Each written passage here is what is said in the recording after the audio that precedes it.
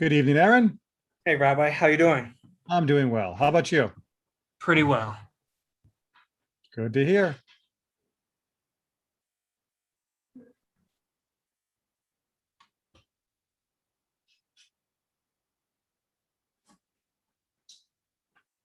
Okay.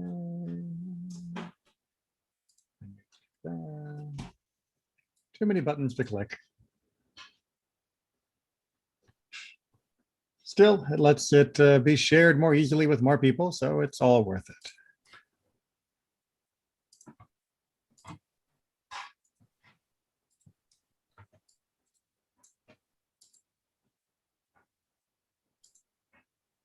Rabbi, are we going to have in-person classes next month?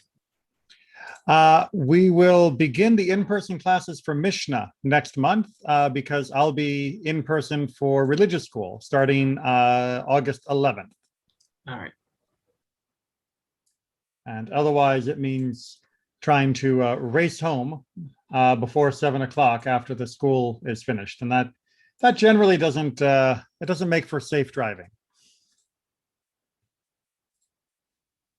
All right, we'll just give it one more minute to see if anyone else wants to log in before we start, and then we will jump to it. I have to say that I've definitely felt a little bit more liberation now that everything is all streamed and recorded, that if someone happens to be running late, I know they can catch up because they can always go back and watch the recording. So I don't have to wait quite so long to start.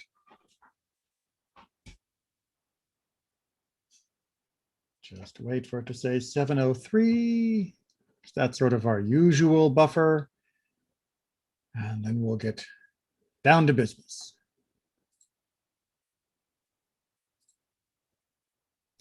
Hey, Rabbi, was you said Hanukkah was the last holiday they added in the Jewish? So Hanukkah is the last holiday added with a set of mitzvot, a set of commandments that goes along with it. We have had holidays added since. Most modern holidays, of course, Yom HaShoah, Yom HaZikaron, Yom HaAtzmaut, of course. But those are done by the government, not the rabbis, right? Well, because we don't have a rabbinic group that has the authority to command mitzvot level of obligations. And then the other one that's often misremembered is Simchat Torah. It was already Shmini Atzeret, but flavoring the second day of Shmini Atzeret as Simchat Torah is something that began more than 1,000 years ago or so, but it wasn't a formal holiday creation as much as a rebranding. So we wouldn't call it a created holiday, but it certainly has its own character now. And that's what I thought. I thought Simchat Torah came from the Babylonian Talmud. Well, it comes from just after that time period. It's not actually mentioned in the Talmud itself. Oh. And I thought Tish B'Av, wasn't that created after the fall of the Second Temple? No, Tisha B'Av is mentioned in passing in the Tanakh itself. All right. Now, its observances and customs, those definitely are developed over time. But the actual day as a fast day is mentioned in the Tanakh. And was that mentioned as, was that observed as a fast day even after the rebuilding of the Second Temple? That is unclear of exactly what its status was. So that is something where there is a bit of debate and discussion. Because I thought the rebuilding of the Second Temple basically cured a lot of the problems after the fall of the first, or no? So as far as curing the problems, the murder, the immorality, and the idolatry, yes, those all improved, not perfect, but better. But as far as curing our status of still being subjected to Persian rule, still having a limited territory in which the Jewish state existed, far smaller than it had been before, and the rather inadequate building that was the Second Temple in comparison to the first or Herod's later editions, meant that the people of that generation did not fully feel redeemed in every way, shape, and form. It was still so much better than what had come before, and we were grateful and thankful, obviously. But it's said that the old people who remembered the first temple wept at the creation of the second because it was such a pale imitation of the original. Right, I remember that part, but you don't see the weeping would have been over with after that first generation. And with the idolatry part, it seems like that goes all the way back to Moses. Well, exactly. But we don't see much idolatry after that point. I mean, occasional individual, of course, but as a national plague, idolatry seems to have been tapered off after the destruction of the first temple. Yeah. All right. Oh, sorry, go ahead. No, I was going to say, so it seems like a lot of I thought Tish B'Av was kind of more the way it changed as a holiday after the second temple fell. Well, it definitely took a renewed intensity for when the second temple fell, because obviously the temple was now destroyed again. Roman occupation increased in its severity, and life became harder and harder. So, of course, Tisha B'Av began to have more of a personal flavor to it than it had prior to the destruction of the second temple. And it's left out of the Mishnah, right? Tisha B'Av? Yeah. No, it's definitely in as part of the list of the in Ta'anit, as it talks about the different fast days. Oh. All right. Well, with that as a gentle aside and leading us into our class, without any great segue that I can imagine, we are nonetheless going to remind ourselves that there's always an opportunity for question and learning. Yeah, we'll use that as our segue. But we're going to jump into where we left off, which is chapter 15 of Yevamot, Mishnah number 7. Now, I just want to do a very, very quick reminder of what we saw in Mishnah 6, because chapter 7 builds on it. Or sorry, Mishnah number 7 builds on that. So in Mishnah number 6, we were talking about the case of a woman who is overseas, she and her husband. And when she comes back, she gives testimony about the fact that her husband had died. And as we now know from earlier in this same chapter, her testimony is accepted with regards to herself, but her testimony is not considered credible with regards to her rival or a few other people, as we saw way back at the beginning of chapter 15. The novel part that we see in the middle of Mishnah 6 is that if she was an Israelite woman and she was married to a priest, then the rival wife, the one who has not been freed by the evidence of the single witness wife, may continue to eat truma, even though, of course, the wife who did witness his death is now no longer able to.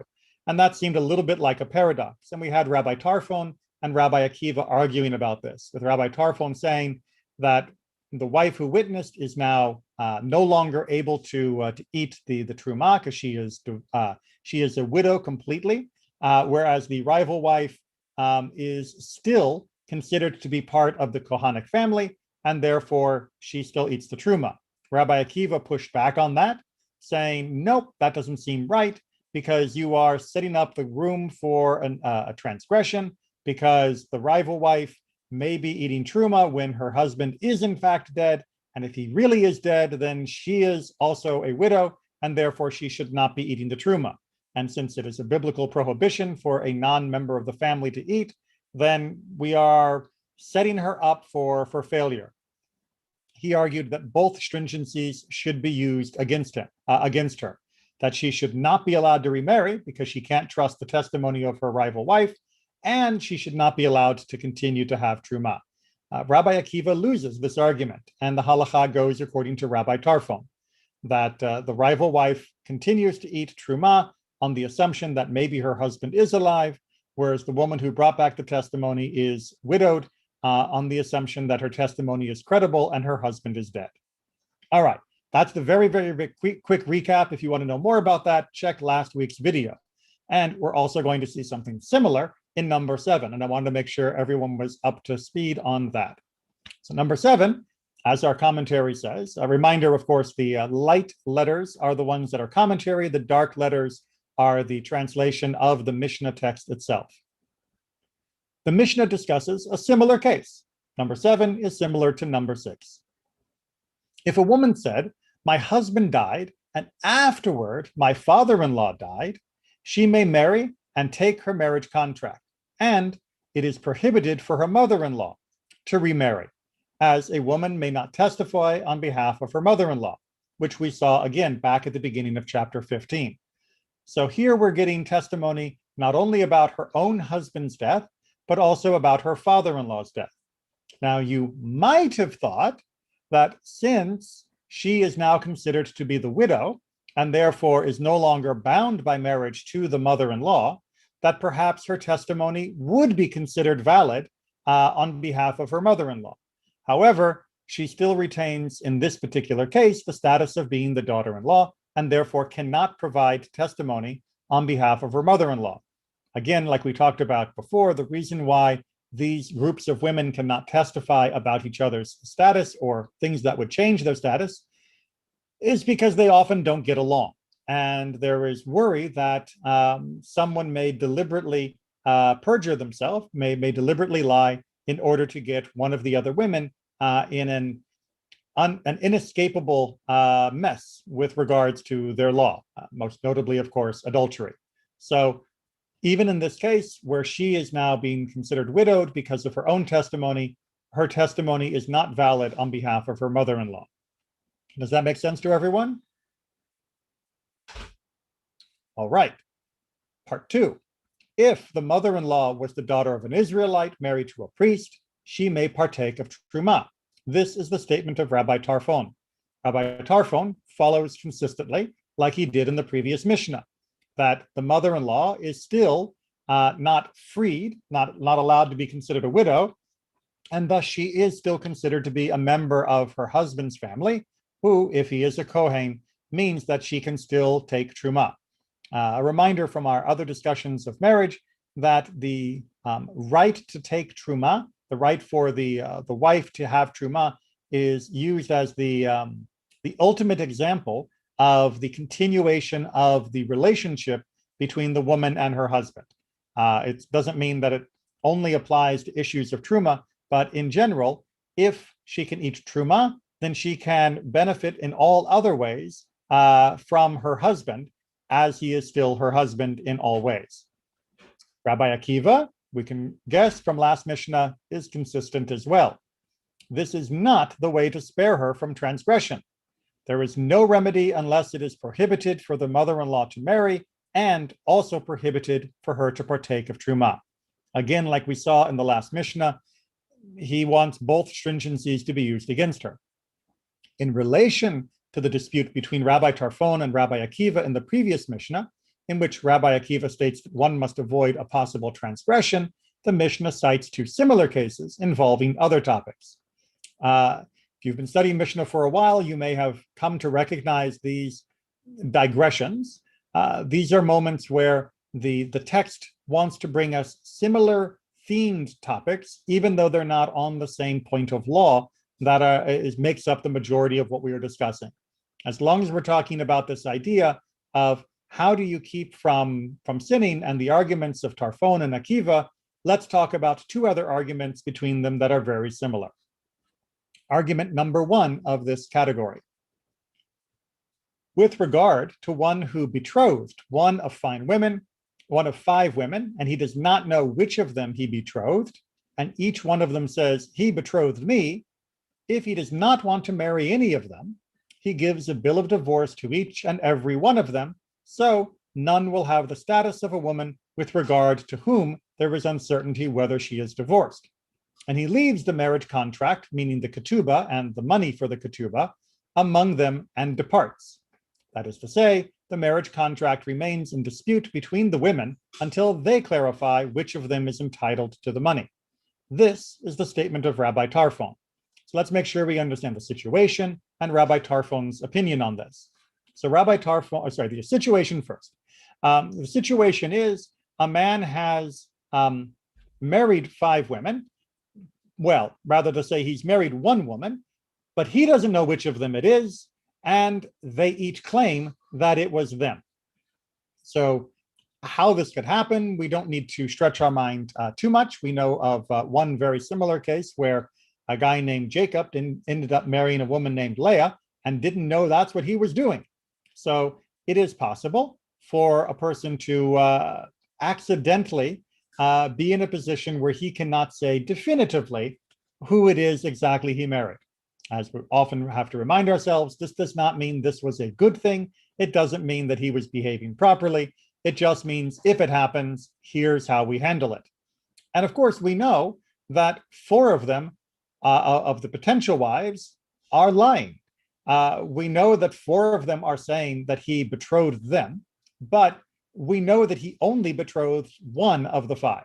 So that means that 1 of them is telling the truth, 4 of them are lying, but he cannot establish which one is which, and thus we are left with the pickle, because they are all kind of married to him, and they are all kind of not married to him. And how does he handle this?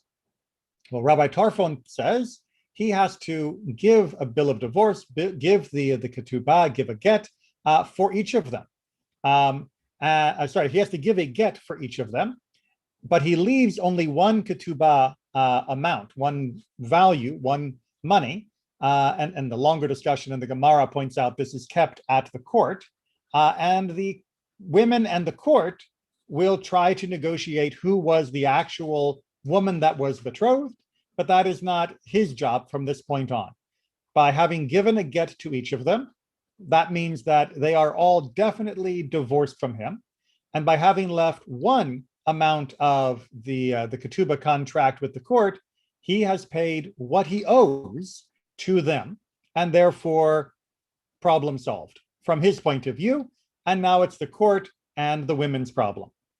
Any questions on that from Rabbi Tarfon's opinion? Rabbi Akiva, of course, is going to disagree.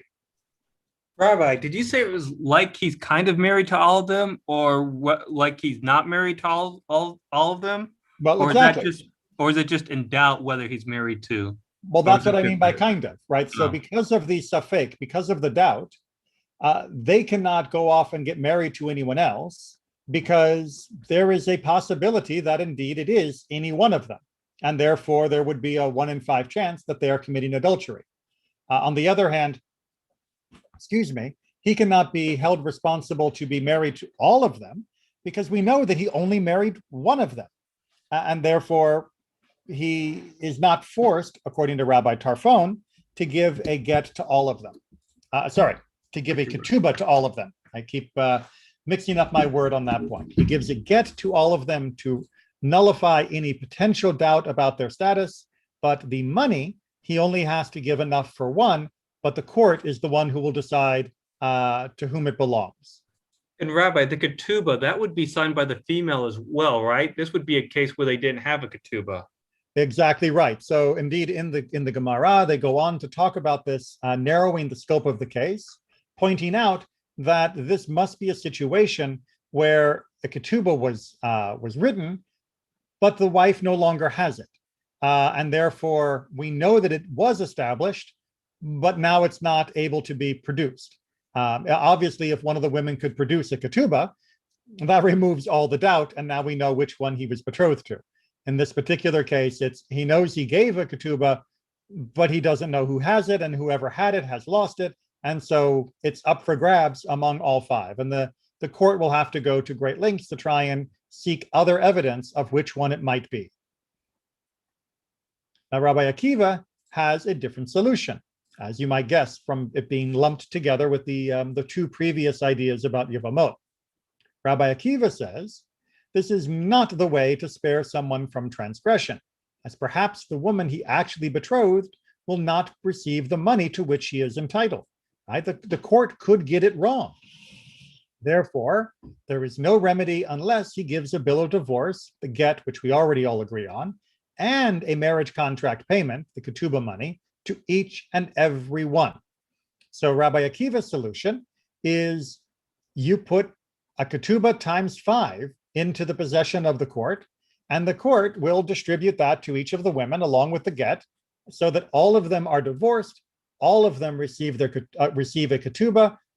4 of them didn't need the divorce, 4 of them don't deserve the ketubah money, but 1 of them definitely needed both, and she is definitely getting it under Rabbi Akiva's solution, because she is at least one of the 5. Now, just as a little bit of an aside, because the Gemara has a much longer discussion on all of this, the way that they try to reconcile this is with the idea that Rabbi Akiva's opinion is where the husband had consummated the marriage or had established the marriage, not with the proper form, meaning not with a gift or with a document, meaning like a ring or a document, but with sex. Essentially, that he had slept with all 5 of these women, but he only intended to marry one of them. And therefore, that the doubt creeps in. And because marrying a person through the act of intercourse, as opposed through a proper marriage ceremony, is prohibited by rabbinic enactment, this is a punishment in Rabbi Akiva's opinion, that in order to punish him for going against that societal norm by getting married in that most licentious of ways, he is being penalized by having to pay all of them in a way that would discourage men from behaving in the future in the same way. However, again, according to the Gemara, not found in the Mishnah itself, Rabbi Akiva and Rabbi Tarfon agree in other more normal circumstances where there was just a lighter amount of confusion and no deliberate error or no deliberate transgression was taking place. Aaron, you have your hand up. Yes, Rabbi. Did you say this was a case where they slept with him and he did not have the intent to marry them? Well, so that's where the confusion comes in, of whether he slept with all of them, but only one of them he planned to marry, whether he really only slept with one of them, but he was still sleeping with her to get married, which is still a transgression of the rabbinic enactment. In any of these events, he is definitely transgressing the rabbinic prohibition on getting married in this sexual way, rather than with a proper ceremony before intimacy begins. And so it is a punishment for him to pay 5-fold because of this problem, or however many fold would be necessary, depending upon the number of people who are claiming that he has done this. And Rabbi, in Rabbi Tofrin's example, would all the females be considered divorcees? Yes, all of them would now be considered divorcees, which, as we've covered in other topics, means that there are certain limitations, most famously, of course, for the marrying of a Kohen. Even though only one gets a ketubah, they're all still divorcees? They're all still divorcees, yes. That's because they've received a get. The get is what establishes that as being their status. But didn't we read somewhere that a get, if you didn't actually marry somebody, a get is considered a nullity? I don't remember reading it exactly like that, but I should point out that in this particular situation, all of the women, or rather the 4 other women, are definitely lying. So I don't think we need to worry too much about protecting their status when we know that 4 of the 5 in this situation are lying about being married. And therefore, if they wish to lie and incur the get and the status of being a divorcee, I'm not going to lose sleep over that. I thought it was in this Mishnah or this section that we learned about that. It's if somebody was, I forget which one. I thought if somebody ended up thought they were a Yevamot and it turned out they won't, the get was a nullity, or the halitza was a nullity. Right. Yes. But that's not because it turns out that they weren't. I mean, it was because of the status wasn't actually married at all in the time that it took place. Right. So yes, there are certain things that can clarify retroactively, but I don't believe this is one of them. All right. And let's deal with case number 2 of this similar 1 in 5 issue. And likewise, in the case of one who stole money from one of 5 people and does not know from which one of them he stole, and each one says, he stole from me, he leaves the stolen money among them and departs, and they will decide among themselves, or more likely with the court, how to distribute the money. This is the statement of Rabbi Tarfon. So again, the basic principle here is that he has definitely robbed someone, but 5 different people claim that they are the person that he robbed. And so when it comes time for him to pay, he only has to pay the value to one of them.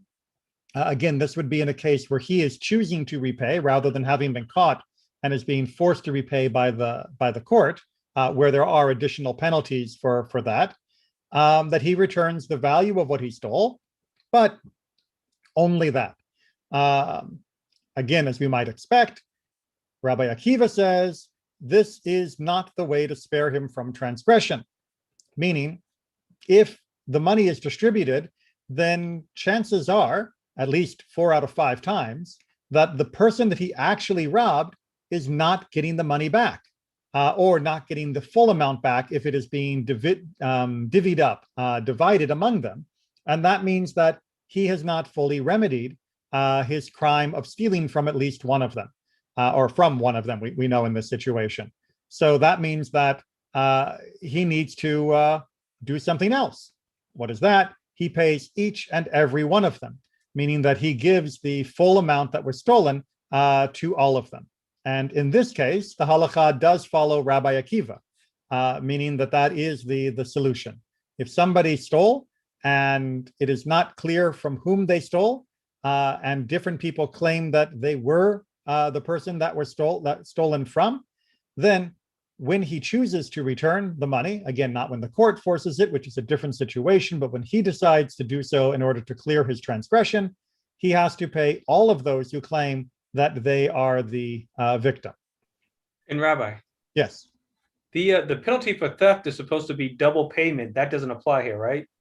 Well, the penalty for that theft that is being ordered by the court is double payment, unless it is a sheep or a cow, and then it becomes separate rules, as the Torah outlines. But that is when it is by order of the court. This is dealing, at least we can tell by context, in the case where a person regrets their action, they do tshuva, they decide to set things right, but they have this rather unusual problem that goes with it. And so they are trying to do the right thing willingly, and that means they only have to return the amount that was taken. Natan? You're still muted if you're trying to say anything. There we go. Yeah. Now, in the last example, okay, there looks like 4 of the 5 are lying. And so the court doesn't have the obligation to check who is lying. And also, if they now, by Rabbi Akiva, they are forcing him to repair all the amount for the 5 people, they are stealing from him in some way. Okay, so this is something that bothered me as well when I came across this, which is we're fixing the sin of one thief, but aren't we creating 4 more thieves for the people that are lying about this? And the issue, I think, comes down to that they may not be lying. They may actually think that it was taken from them. You know, you can imagine 5 neighbors that all have sheep, or let's take something that isn't movable, because that the sheep and cows are special categories. All of them have a plow out in the back that they have, but all the plows look the same, and they always park them in the same place. And the guy steals one of the plows. Well, when he brings it back, it's not clear to whom it belongs. And if they argue about it was theirs rather than their neighbors, then we're kind of stuck, because we're not sure which one it actually belongs to. So it's not necessarily that 4 of them know they are lying, that 4 of them know they are trying to cheat him. It could be that they all legitimately think they have a claim to what was taken, and he's not sure from whom he stole, and therefore he has to actually pay back all of them in order to be fully clear of the crime of theft, of the sin of theft. Aaron? Yes, Rabbi. Does it matter whether or not all 5 people think they may be a victim versus whether or not some of them may be lying? Because I thought his obligation is to make whole the person he stole from, and the only way he can do that would be to pay them all back. Well, yes. So, I mean, from his point of view, his obligation, like you said, is to make whole the person from which he took the money. But from our point of view, as the people adjudicating, trying to figure out the law, we're also concerned about the other 4 people as potential fraudsters. But yes, from his point of view, he needs to fix things, and the only way he can guarantee that he has fixed it properly is to pay all of the people who claim it. But from our our point of view, we are interested in those other people too. I thought we weren't adjudicating on this, and I thought if they could bring proof that the other four were lying, they could be held for their attempted fraud or something. Because it looks like in this case, like you said, we're not adjudicating. It's him doing this on his own free will. Well, yes. If there is proof that four of them are liars, or the two of them were right and one was mistaken, or whatever might happen, then yes, the court would go further into that. But dealing with the hypothetical where that information cannot be uncovered, where we are left with just four people that all have equally valid or equally thin claims, then we still want to understand what's going on with those other people.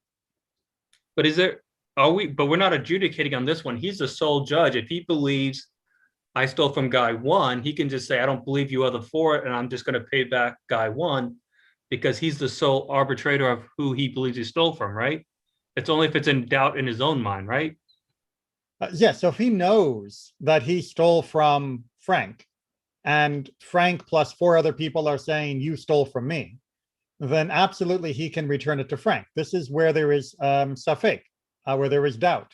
And how does he fix it when he's not sure from whom he stole? Yeah, I just wanted to make sure that there has to be doubt in the thief's mind. This is not something that would go before a court, right?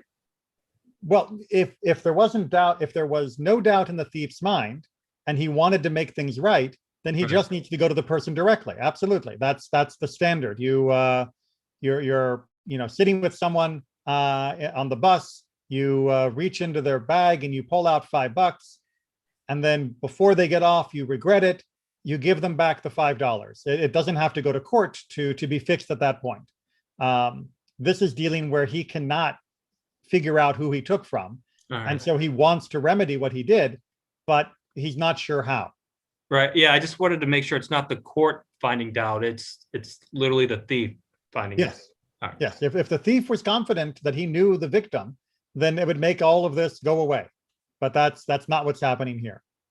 And like we've talked before, the more interesting cases are usually where there is some elements of doubt. The vanilla cases are easier to handle. Sandy, did you have your hand up? I thought I saw your hand go up. I must have missed it. Oh. Okay. I'm trying to make sense of it, and I'm just kind of maybe trying to put it in a more contemporary scenario where I'm able to understand it better. Like, for instance, somebody steals a chicken, the person gets caught, or the other neighbors found out that that person stole the chicken, and then they will blame their stolen chicken on that one person that was found. Exactly. So that's a great example. You could have 5 chicken thieves. Each one steals a different chicken, and one of the thieves decides that he wants to return the chicken. So he shows up and says, here's the chicken back, but he doesn't know which person he stole from. It was the middle of the night. He couldn't tell which chicken belonged to which person. He just grabbed the chicken and ran. He shows up again the next day and he says, I want to give you back the chicken. And they all say, that was my chicken, because, all chickens look alike, I guess. He's stuck because he can't just hand it to one of them. He has to give each of them a chicken or the money for a chicken, in order to be sure that he has given back the stolen item, the stolen value, from at least the one person that he really did rob. And that all 5 of them are legitimate in claiming that he's the one who stole from them, but none of them can bring proof, and he can't bring proof. So he ends up with the bill for 5 chickens. But he could protest also, because he could say, well, I stole only 1, not 5. Absolutely. So why should I pay for the 5 that I didn't do? Because the only way to clear himself of the sin, to clear himself of the transgression, is to give back the chicken, or a chicken, or the chicken's worth of value, to the person that he took it from. And the only way he can be sure that he's doing that is to give it to each of them. Because otherwise he has a high chance of not having fulfilled his obligation of remedying his problem. And for himself, spiritually, ethically, morally, standing before God, it's more important for him that he has definitely done his duty for the person that he wronged than it is that he didn't accidentally help other people whom he hadn't hurt. It's hard, when you make mistakes, especially the more reckless the mistake, the harder it is to know who you've actually hurt. It is much, much harder to fix. But that doesn't mean you're off the hook just because it's hard or because you're not sure. It just means you will need extra effort to make things right. You've probably all heard the classic story of a person that was very, very familiar with Lashon Hara. They were always gossiping about people in the village. And he goes to the rabbi and he says, "Rabbi, I want to make everything right." And the rabbi tells him, "That's fine. Here, take this pillow, go up on the top of the hill, open the pillow and shake out all the feathers."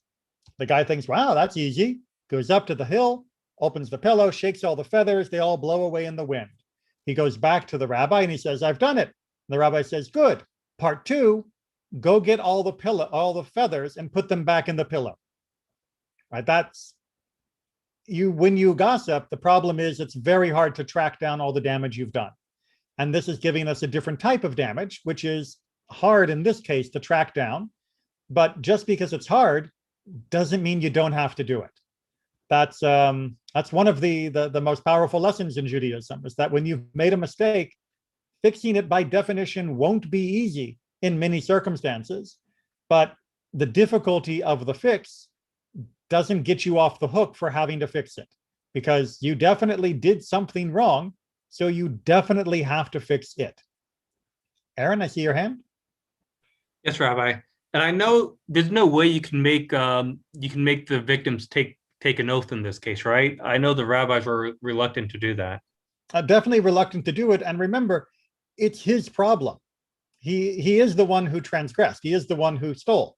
And therefore putting them in a position where they might be tempted to sin, especially when it might just be that they're not sure. All 5 of them in the chicken story that we've invented, all 5 of them would have to swear that they're not sure it's their chicken. They just think it's their chicken because, they all had white chickens and this is a white chicken. And this guy said he stole from here last night and all of them lost a chicken.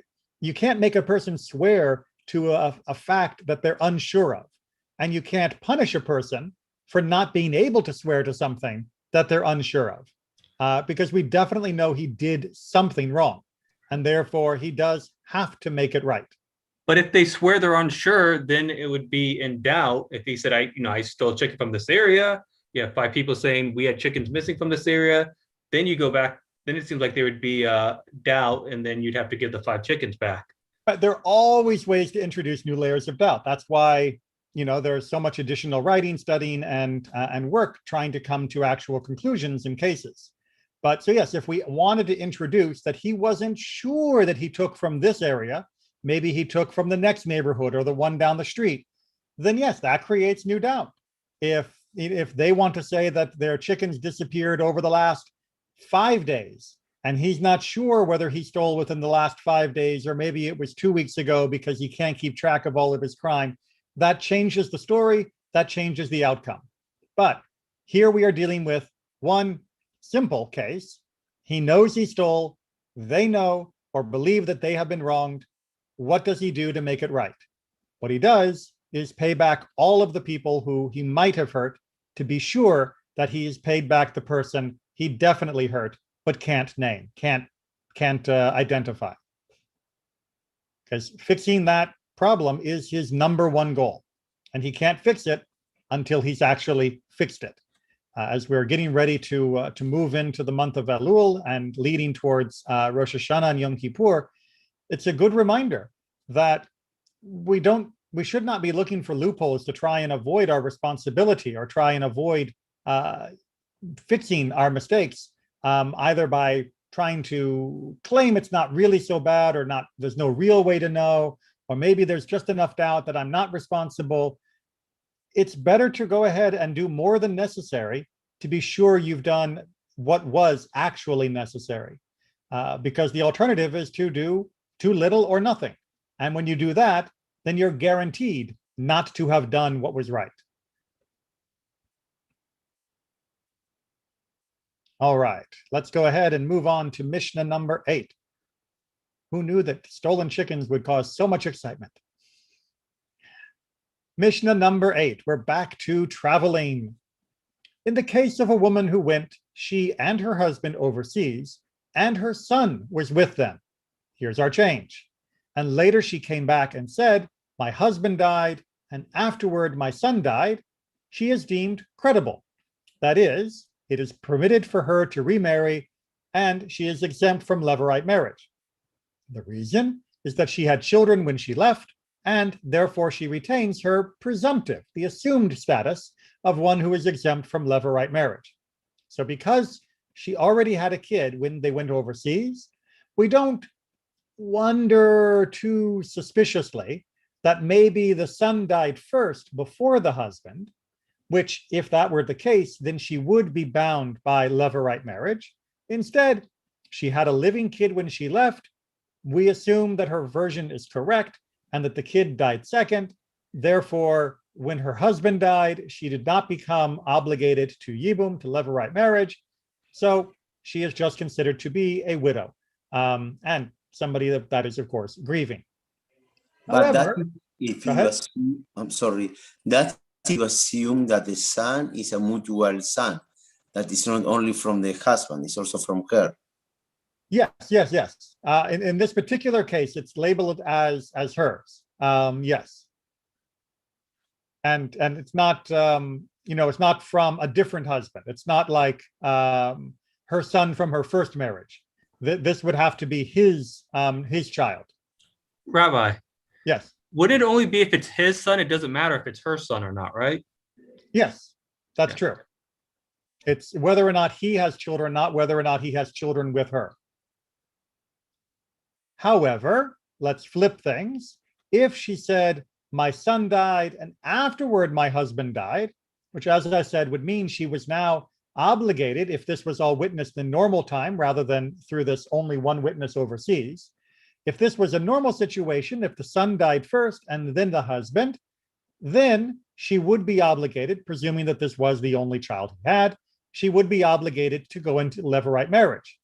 However, in this case, she is not deemed credible. That is, she may not enter into levirate marriage. Right? She cannot go and marry her brother-in-law. So because this information is coming very tenuous, only one witness and person very much affected by it, we do not assume that what she is saying is accurate enough to force the brother-in-law to marry her through levirate marriage. However, and yet we are concerned, meaning, well, maybe she is telling the truth, and give some credence to her statement. In case she was actually widowed by a childless husband, and therefore, to cover our bases, she performs chalitza to exempt her from the levirate bond with the yavam, and she does not enter into levirate marriage. So we don't believe her enough to force the brother-in-law to get married to the widow, but we believe her enough that we're worried she might be telling the truth, so we require chalitza in order that, just in case, she is now permitted to get married to anyone else. So she is freed, and the brother-in-law is also freed in case she might be lying. And remember, of course, that it would be wrong for the brother to marry the wife if it turned out she was lying, that you're not allowed to marry your dead brother's wife, except if it is for levirate marriage. So we can't just go ahead and let them get married just in case, because that would also be prohibited. Yes, Aaron. Rabbi, isn't the main issue though that she changes her status by saying the son died first? Well, I wouldn't call that the main issue, but indeed, as we're going to see more in Mishnah 9, it is the fact that her son was alive when she left does seem to make it more plausible that her son was alive when her husband died.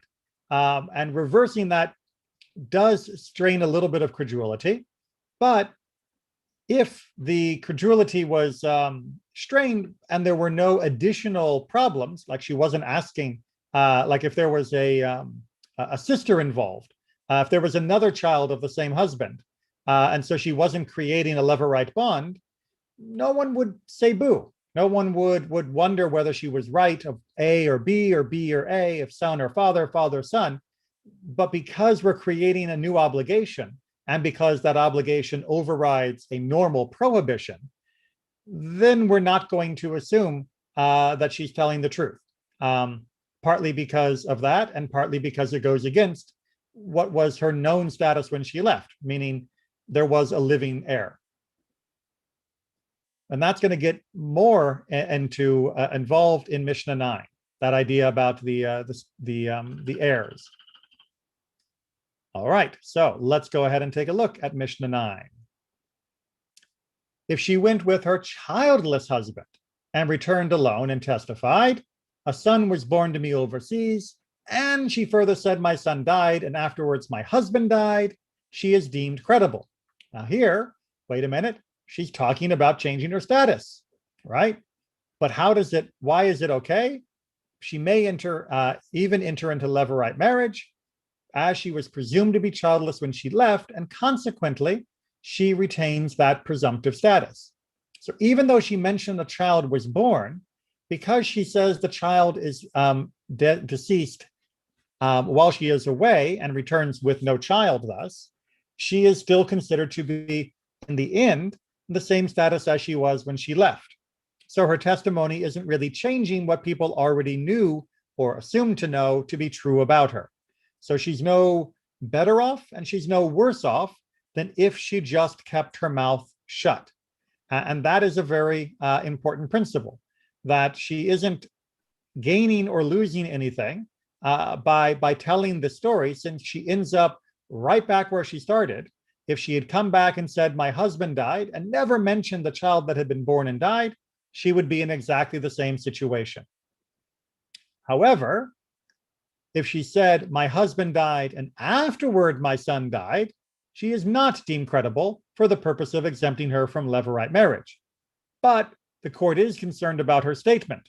Maybe she's right, and therefore she must perform chalitza, and she does not enter into levirate marriage. So again, we see that if what she has shared would change her status from what it was assumed, and that creates this additional bond, that would be a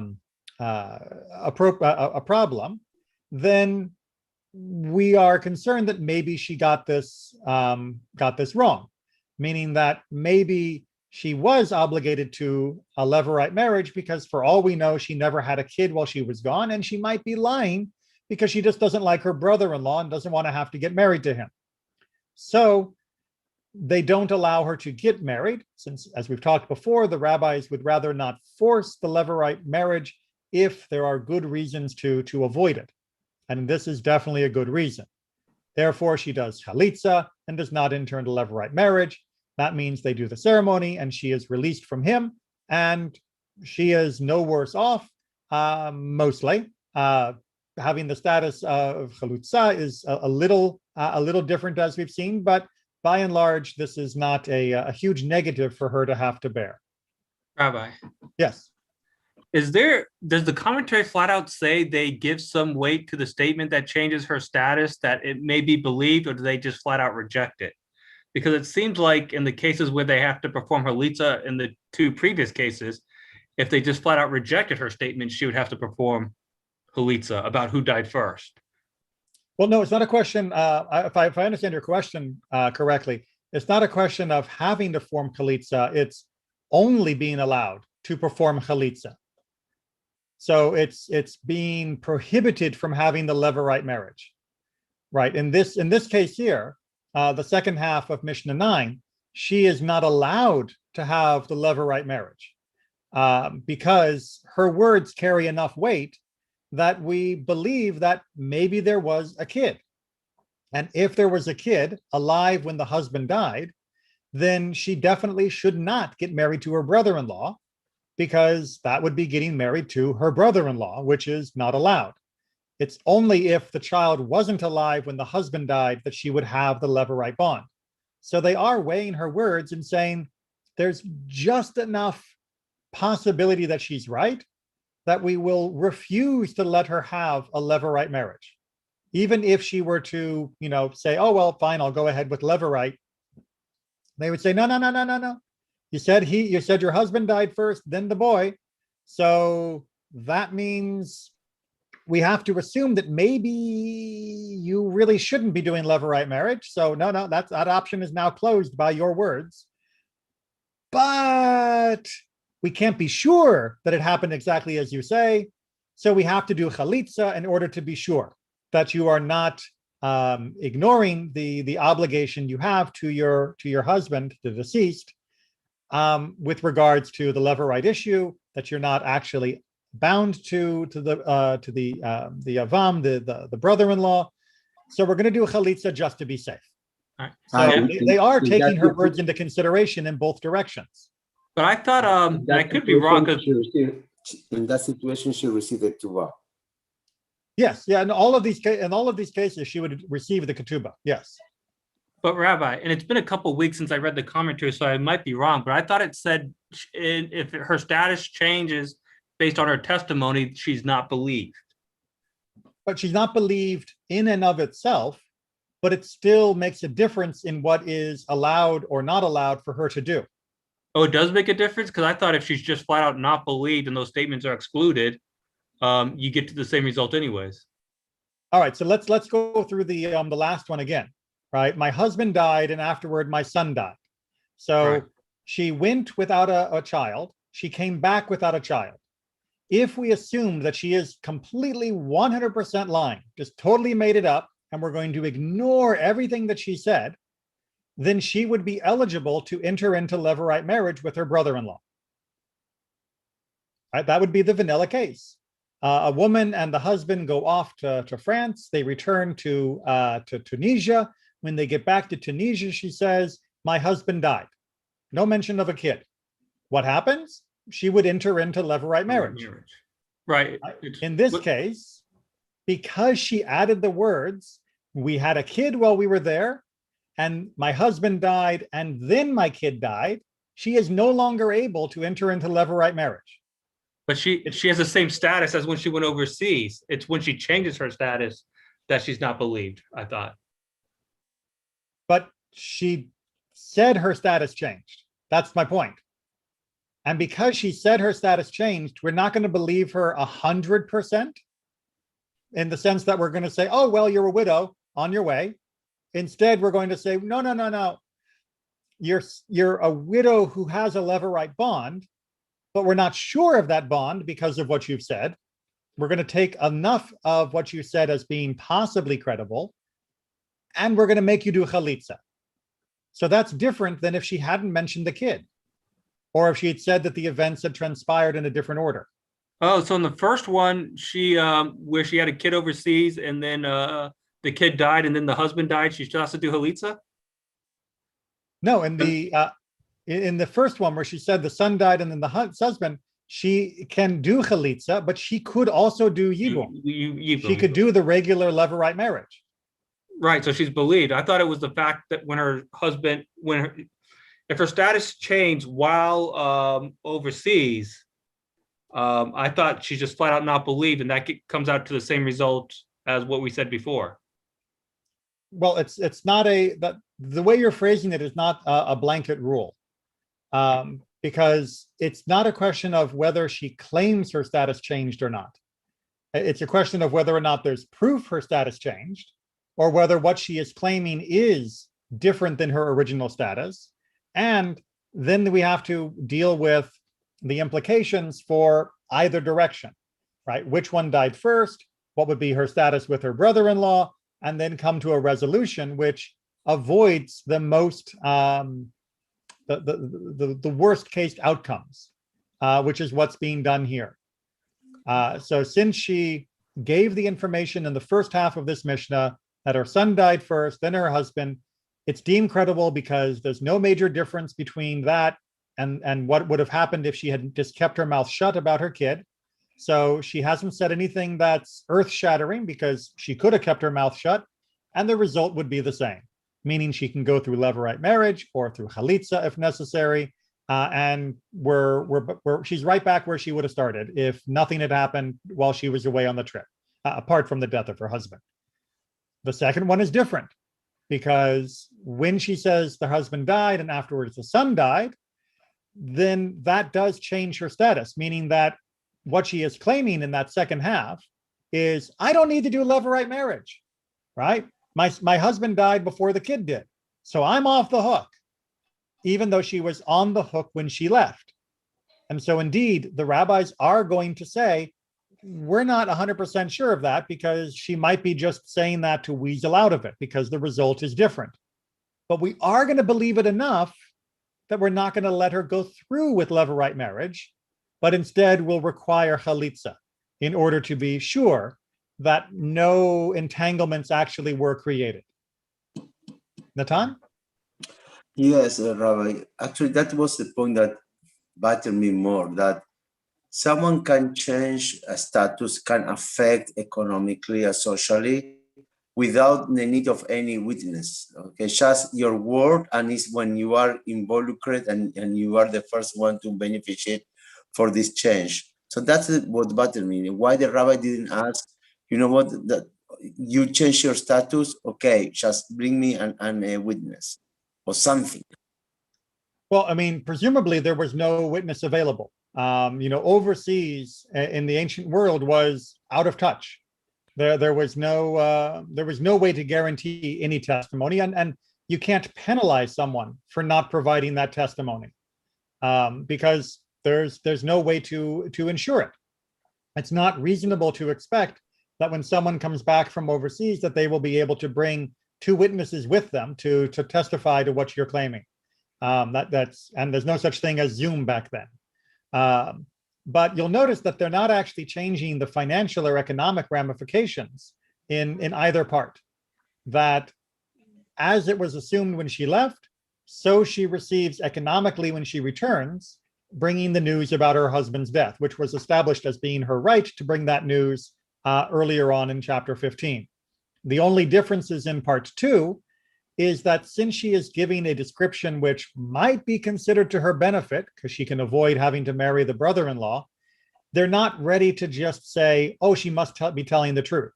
But they're also not willing to throw it out, which is why they force her to do chalitza instead. All right, and that is going to do us for tonight because there's no way we're getting through Mishnah 10 in 2 minutes. So we're going to wrap up here. We'll be starting up with chapter 15, Mishnah 10 next time. And we will be continuing with the idea of what happens overseas doesn't stay overseas. The old what happens in Vegas stays in Vegas. That doesn't work in Judaism.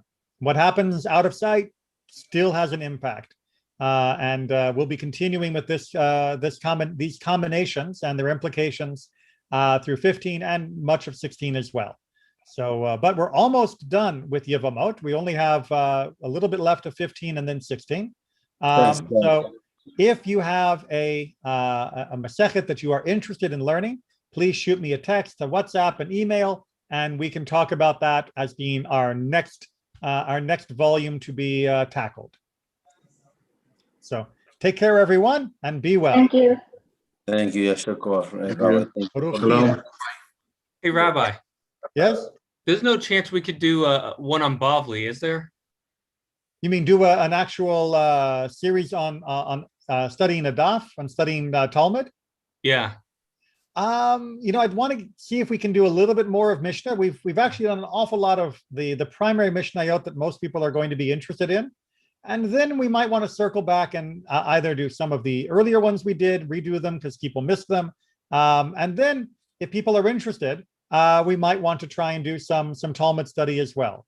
And people still can do the Daf Yomi by themselves. That is a Talmud, and if they have any question, they can also ask the questions on Sundays. Yes, as Natan is reminding everyone, I do a Daf Yomi review class. You send questions to me, and I prepare answers for you on Sunday afternoon.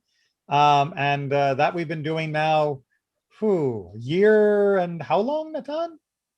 Since that was February, or January, that was before Yes. It was before COVID began. That's right. 1 or 2 months before. Right. So it's been going on for like 18 months plus. So if people are interested in studying Daf Yomi privately and then reviewing it together with me and the other students, that's great. We do that Sunday afternoons, usually at 4. We might have to adjust sometimes because of other activities in the synagogue. So just let me know and I'll put you in that WhatsApp group where we share questions and I keep you updated on the schedule. All right. Thanks, Rabbi. But long term, sure, I'd love to do a Talmud Shiur, but Mishnah doesn't get enough attention, and it's a great starting point. And also Mishnah is very important because give you the foundation to understand the Daf Yomi after that. So I think that we need first to cover all the Mishnayot, and only when we finish, we can move on to Gemara. That would be my expectation. And we may change, when we get to some of the Mishnayot that deal with korbanot or issues like that people find very hard to relate to. We may want to go into Bavli instead, but we'll cross that bridge when we get there. We still have more Mishnah to do, definitely. Yeah, my only question is that the reasoning to compare the Talmudic reasoning to the Mishnahs that you're reading to kind of see where they're going. Well, and that is, the difficult part. And obviously I will occasionally bring in, and then the Talmud says this or the Talmud says that, to try and help clarify some of the Mishnayot that are left a little ambiguous on the page. But doing a full Talmud class would require doing a full Talmud class, not just a footnote. All right. Good night, everyone. Right. Good night. Thanks. Take care.